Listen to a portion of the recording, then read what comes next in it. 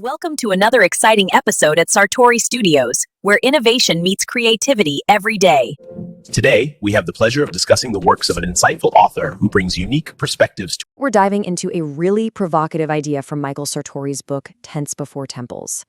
He basically argues that our whole idea of self has been completely rewritten in the last 80 years or so, and it all kicked off because of how we reacted to a single event in history. So here's the game plan. We're going to follow the author's argument from the boomers' post-war moral code, track this huge cultural shift, and see how it all leads to the way we perform our identities online today. Let's jump in. So where does a story like this even begin?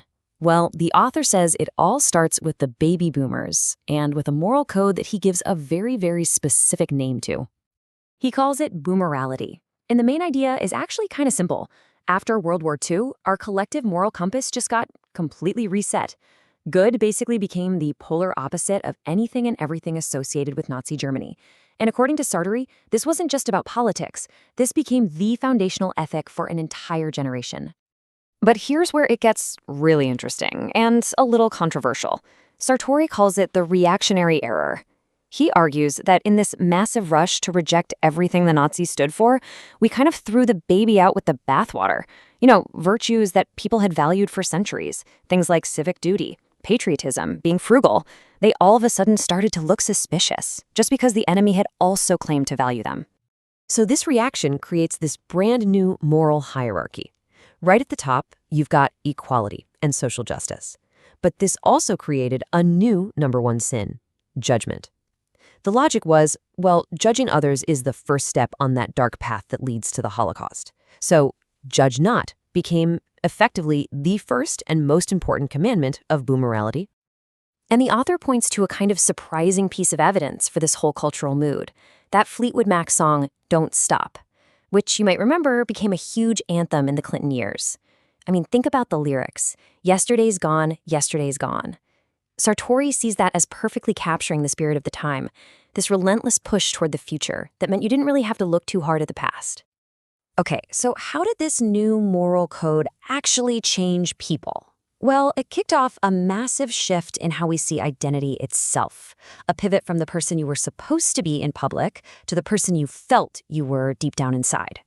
The author says we moved from a culture of sincerity to a culture of authenticity. And you can think of it like this. In a sincerity culture, what really mattered was fulfilling your public role. Being a good worker, a good neighbor. The focus was on how you affected other people. But in an authenticity culture, that focus flips completely inward. The new goal is to express your unique inner self, no matter what your social role is meant to be. There's a quote in the book that just captures this flip perfectly. Back in the sincerity era, you had figures like JFK, who put on this public show of being the perfect family man, even while he was straying in private. The author argues that today's elites often do the exact opposite. They publicly cheer on breaking the rules while privately living pretty normal, conventional lives. This exact culture war played out on our TV screens for everyone to see. Sartori points to a classic show, All in the Family, as the perfect example.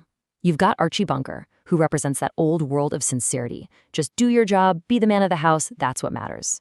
And he's in this constant battle with his son-in-law, Meathead, who is the voice of authenticity, always insisting on expressing his true feelings and beliefs, even if it blows up the whole family dinner. So then, this whole quest for authenticity gets passed down to millennials and Zoomers. But when you throw the internet and social media into the mix, the author argues it just morphed into something else entirely.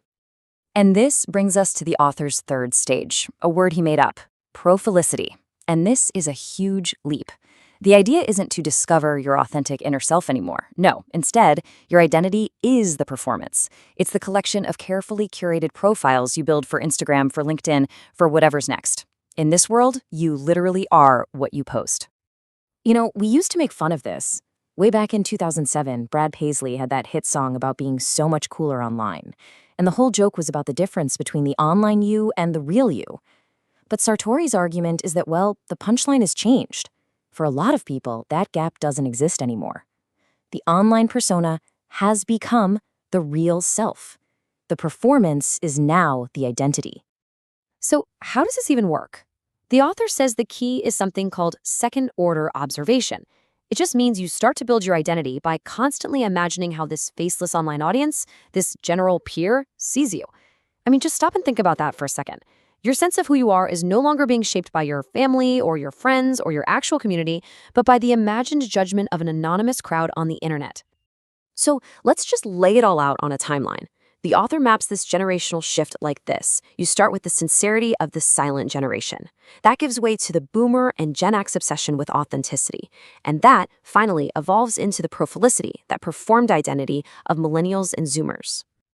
Okay, so after this entire journey, from public roles to inner feelings to online profiles, the author gets to the big question.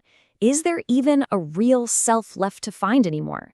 And his answer is yes. But he finds it in a place that might actually surprise you: theology. He says that the culture of authenticity was right about one thing. A true self does exist, but it was dead wrong about where to find it. It's not some pure, perfect, isolated core that you discover if you just meditate alone long enough. Instead, he claims our true self is fundamentally relational. It's built in the messy web of our relationships, our experiences, and yeah, even our biggest flaws. It just can't exist by itself in a vacuum. See, for Sartori, that judge not rule of boomerality created a massive problem. If you can never judge anything as being wrong, then you can never truly repent and change. So his solution is theological. He argues that the really authentic self isn't the empowered I got this self. It's the helpless self, the one that finally admits it doesn't have all the answers. In this view, you don't find your real identity by looking deeper inside, but by trusting an external, higher standard. It's a pretty radical call to go back to a kind of sincerity, a state of just absolute trust. And this really is the core of the author's whole critique. By making judgment the ultimate evil, he says boomerality didn't create a world of grace. It created a world of excuses. It just replaced genuine forgiveness with this system where we all just kind of let each other off the hook. And he concludes that this makes real reconciliation between generations and even inside ourselves pretty much impossible. Because if there's no judgment, there's no real accountability. And so that's the journey Sartori takes us on. From the sincere public role to the authentic inner feeling, all the way to the curated online profile. And it leaves us with a pretty challenging question to chew on in our own lives. If our identity really is just a story, who or what is holding the pen?